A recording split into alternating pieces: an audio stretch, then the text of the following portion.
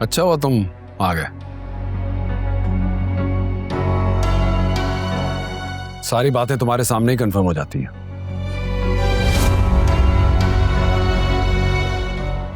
क्या कंफर्म करना?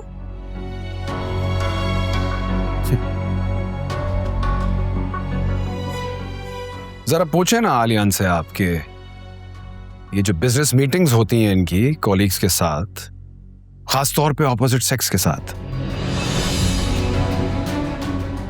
उनसे डिस्टेंसिंग कैसे रखी जाती है? By giving gifts, flowers, jewellery?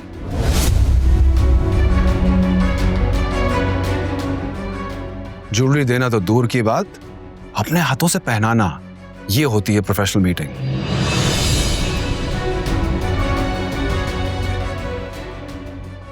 वकार में अच्छा हुआ कि तुम्हारी असलियत मुझ पे खुल गई।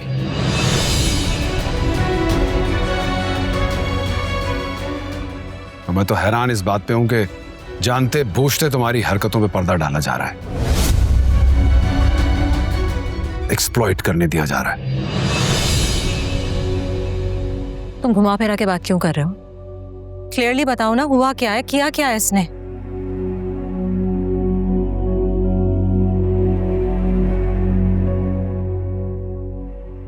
फेमिना जी,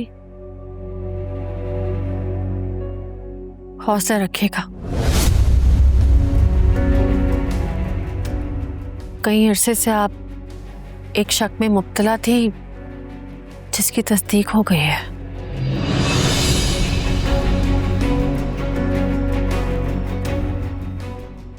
यानी कि मैं ठीक था,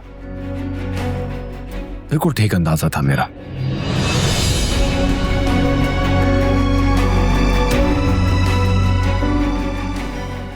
यानी कि तुम जानती थी इसकी हरकतों के बारे में और तुमने जानबूझ के अपने आप को एक्सप्लॉइट होने दिया। ऐसी क्या मजबूरी है तुम्हारी?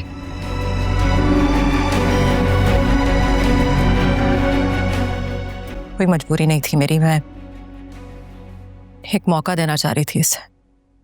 इसको मौका देना चाह रही थी तुम? ये थर्ड क्लास इंसान हमारे खानदान की इज्जत की धज्जियां होता। कारबास, आई थिंक दैट्स इनफ। तुम मेरे घर में खड़े होकर मेरे बारे में इतनी फजूलियात कैसे कह सकते हो? ये मेरा और फेमिना का आपस का मामला है। बेहतर है कि हम इसे आपस में ही हल कर लें। तुम बीच में इंटरफेयर ना करो। आपस में? हमारा आपस का मामला है? हमारा आपस का मामला था। तुमने ही तीसरे बंदे को इंक्लूड किया है ना इसमें। How could I be so stupid? ये वही लड़की है ना जिसके साथ तुम लंच और डिनर करते हुए देखे गए हो?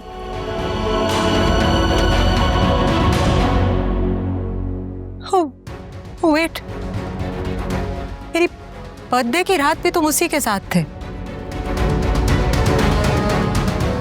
नहीं फेमिना, ये सच नहीं है। प्लीज। तुम जानती हो कि मैं तुम्हारी बर्थडे वाली रात मॉम के साथ था, एंड यू नो इट। सब जानती हूँ, और जब से पता चला है तब से मेरे पैरों तले जमीन हिल गई है। जमीन तो अब हिलेगी इसके पैरों के नीचे से।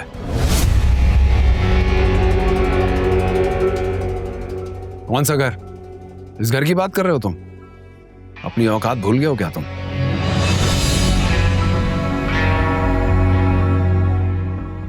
ये तो मैं तुम्हें बताऊंगा कि तुम्हारी औकात क्या है।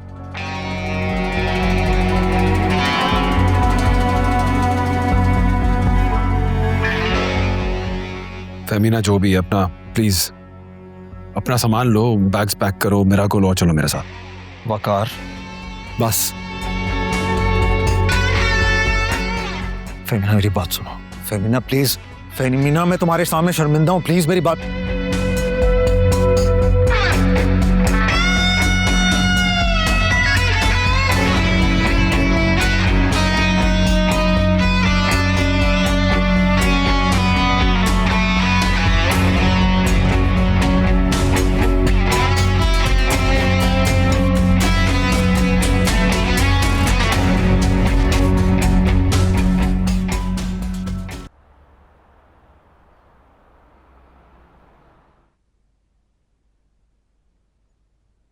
हाँ माँ, देखो, जब से हमारी दोस्ती हुई है मैंने तुम्हें हमेशा आउट ऑफ द वे जाके सपोर्ट किया। तुम्हारे हर अच्छे बुरे में मैंने तुम्हारा साथ दिया है, तुम्हें किसी चीज से मना नहीं किया। लेकिन तुमने मेरा पहली बार में दिल तोड़ दिया। जिस तरह तुमने मेरा प्रपोजल रिजेक्ट किया है वो। मैंने तुम्हारा प्रपोजल कब रिजेक्ट किया है शहीर? शादी से इनकार करना रिजेक्शन ही होता है। हाँ, वो तो इसलिए क्योंकि मैंने तुम्हें एक दोस्त से ज्यादा कभी नहीं देखा है। तुमसे शादी करना, तुम्हारे साथ अपनी पूरी लाइफ स्पेंड करने का ख्याल या तुमसे मोहब्बत वाली फीलिंग्स मैंने कभी महसूस नहीं किए हैं शहीर। अहमा, but I am in love with you. अच्छा, तो ये जो तुम सारी फीलिंग्स कह रहे हो, तुमने इससे पहले तो मुझे कभी महसूस नहीं होने दी।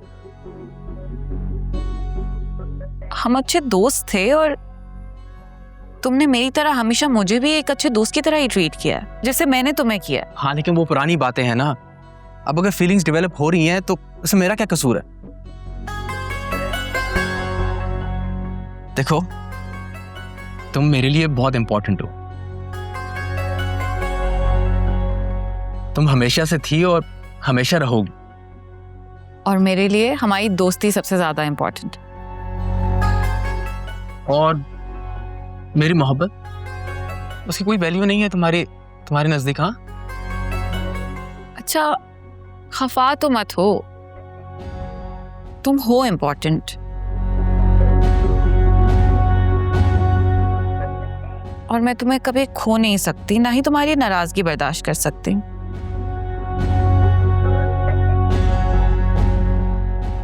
इसलिए अगर तुम इतना फोर्स कर रहे हो तो तुम्हारा दिल कैसे तोड़ सकती हूँ?